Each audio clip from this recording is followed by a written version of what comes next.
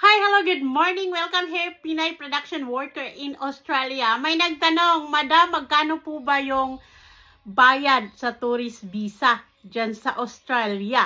So, yun yung tanong ni Kuya Arnel Damalong. Wow. Kuya, ito yung kasagutan sa iyong katanungan. Yung tourist visa po at the moment ay $192. Sa piso po ay nasa 6,720. Depend po kung magkano ang palitan sa dollar ngayon dyan sa Pilipinas. So ngayon yun yung sagot ko sa tanong ni Kuya Arnel. Para dun sa mga nagtatanong sa tourist visa dito sa Australia kung ano po yung mga gagawin or mga requirements sa tourist visa. Syempre, pag-sponsor ka, manghingi ka doon sa mag-sponsor sa'yo ng mga requirements. Isa na dito, yung invitation. Yung payslip ng nag-invite sa'yo. At saka yung bank statement ng nag-invite sa'yo. At syempre, passport na rin sa nag-invite sa'yo. At mga katunayan kung ano yung relationship mo doon sa nag-sponsor sa'yo. Pero ang case kasi ng mga anak ko na inisponsoran ko, ako yung nag-process ng kanilang visa. Kaya naman, ang hiningi ko sa mga anak ko is passport lang at birth certificate. At syempre, nilagay ko na rin yung mga picture namin together. So, yun yung ginawa ko. So, ang mga anak ko, dalawa pala sa mga anak ko ay in-invite ko for tourist visa dito sa Australia. So, pag nandito na sila, tsaka ko na alam niyo na, imikos-mikos natin yung mga visa, okay?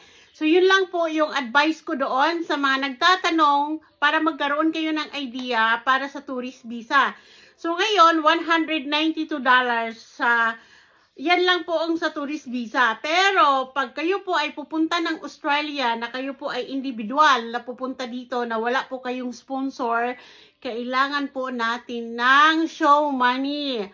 At kailangan natin ng mga liabilities dyan sa Pilipinas or assets. Tama ba yung pagkasabi ko? Mga assets natin sa Pilipinas. Patunay na meron tayong babalikan dyan sa Pilipinas. Yan po kung ay ang tourist visa mo walang sponsor. Ikaw lang po ang pupunta dito.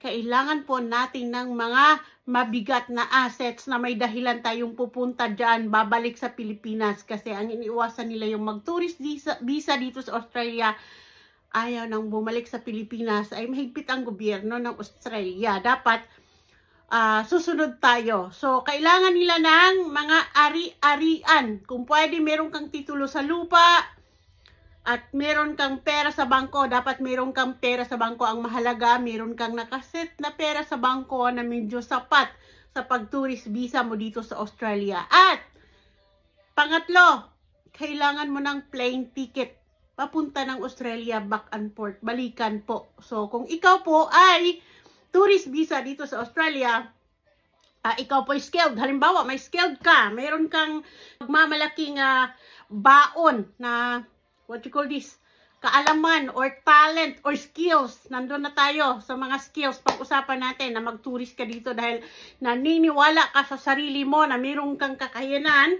So, mag-tourist ka dito muna sa Australia para mag-observe.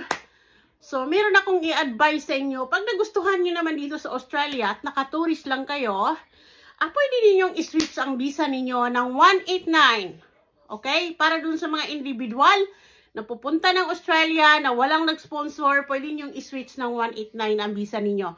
So, kukuha kayo ng assessment. So, para ma-switch nyo ng 189. So, search lang tayo sa Google. Meron tayo dyan. Ano po ba yung 189 na visa? Ang 189 na visa po ay pwede kang maging permanent dito sa Australia. Ha? Makinig. Yung mga kababayan natin dyan na maraming mga talented na lagi tayong kinokorek. Bakit tayo nagbablog ng ganito? Tinatanong tayo kung immigration lawyer ba tayo. Hindi ako immigration lawyer. At hindi ako talented. So, base sa mga pinagtatanong-tanong ko at sa research ko dito sa Australia, na pag-alaman ko ng tourist visa na individual, yung may mga skilled, pwede palang i-switch ng 189 visa. 189 visa, pwede kang maging permanent hanggang 5 years dito sa Australia. Pag permanent ka for 5 years dito sa Australia, mayroon po ikaw ang kakayanan magtrabaho, unlimited po, okay?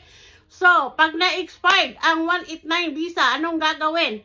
So, sa mga magtatanong, ano ba ang mga benefits? So, 189 visa, permanent resident dito sa Australia. So, ito number 1, pwede kang kumuha ng Medicare. Medicare, pwede kang kumuha, pwede kang tumira dito permanent, pwede kang makapag-travel, unlimited at health insurance. So, yun yung makukuha mong benefits pag ikaw po ay kumuha ng 189 visa permanent for 5 years dito sa Australia. Okay? So, paano pag na-approve ang 189 visa? Yun. Pwede ka nang mag-aral dito, pwede ka na ditong magtrabaho. Okay? So, ma-expired ang visa for 5 years.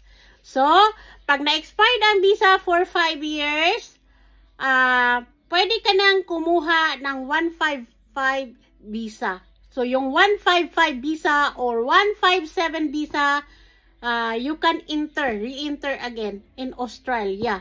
Okay? So, ano ba yung 155 visa or 157 visa? This is the return visa. So, ito yung mga visa na babalik ka ng Australia. So, what is the category of 155 visa? Visa is for current or former Australian resident. So, yan yon. Yan yung category ng 155 visa or 157 para po dun sa mga taong dati silang permanent sa Australia na gustong bumalik sa Australia. Yan po yung mga visa na dapat kunin. Okay? So, mayroon pang isang option.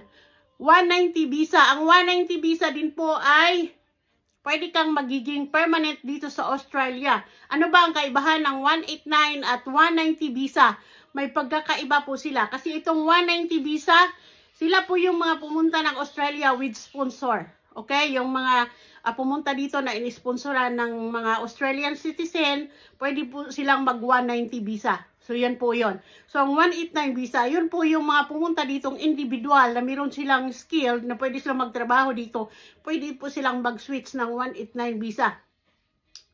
So, yan. Hindi po yan kumpleto, guys. Binigyan ko lang po kayo ng idea dahil sa sinabi ko nga sa inyo, hindi po ako immigration lawyer. Base lang po yan sa aking mga search at pagbibigay ng mga tips sa inyo. Sana po yung iba dyan, wag naman kayong magagalit kung ako'y nagbibigay ng advice dahil alam nyo po, madami sa ating mga kababayan na pumupunta ng Australia pagdating dito. Ayun, kagaya yung una nating nangyari sa ating kababayan. Hindi ko pa kayo nabigyan ng update about doon kasi nag-aantay po ako ng kanilang maging okay na yung kanilang sitwasyon sa ngayon dahil medyo meron talagang naganap. So, hindi ko na sasabihin muna dahil wala pa tayong approval. Pero, malalaman niyo yan soon, guys. So, yan lang po ang advice ko. Sana po nakatulong yung aking mga tips dito na binibigay sa ating page. Maraming salamat. Yung mga nagtatanong po na iba dyan, hindi ko pa kayo masasagot about dun sa agency. Nag-email tayo, nag-reply yung may-ari, pero yung reply niya parang hindi naman tawag dito, hindi ako satisfied. So, nag-email talaga tayo mismo. Wala reply ang email. So, yung reviews sa kanilang agency, yun lang ang nireplyan ng may-ari. So, nag-aantay tayo na mag-approve sila para maibigay ko sa inyo yung mga address. Kasi marami silang outlet. May Cebu, Davao, Tarlac. So, maibigay natin sa inyo yung mga contact details. Maraming salamat po sa lahat po ng mga followers ni Pinay Production Worker in Australia. Maraming salamat.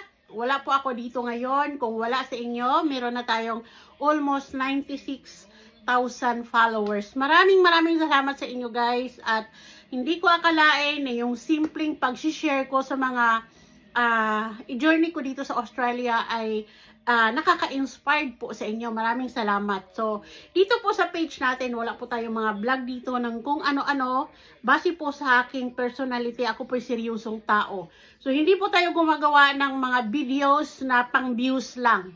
Yan po lahat ay totoo po. Dahil ayaw po natin ng mga frank, yung mga maraming mekos-mekos para lang sa views. Hindi po ganon ang ating mga videos, guys. So, maraming salamat once again.